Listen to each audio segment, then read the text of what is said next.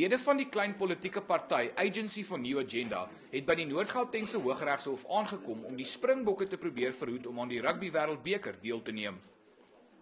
Nadat regter Moses Mavundla beveel het hulle moet regsverteenwoordiging kry, het advokaat Matlaba Manale namens die party gesê hulle vra nie meer dat die bokke en beamptes van die nasionale span hulle paspoorte moet inhandig en nie aan die Wêreldbeker deelneem nie. To stop the Springbok, to surrender their passport, it was a tactical move.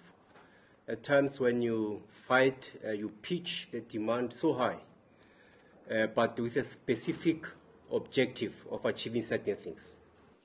Die party het ook geëis dat 'n raad van ondersoek na transformasie in rugby aangewys word.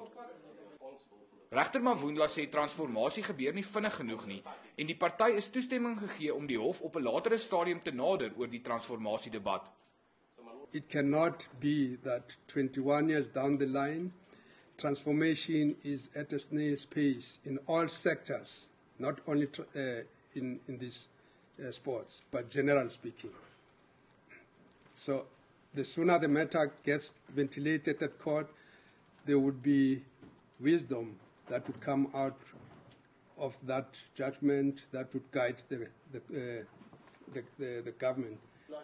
Ten spyte hiervan sê Mokwanatse die party sal nie die hofsaak aanvoer nie omdat daar meer gepaste organisasies is wat dit kan hanteer. Gerard Pretorius, E-nuus, Pretoria.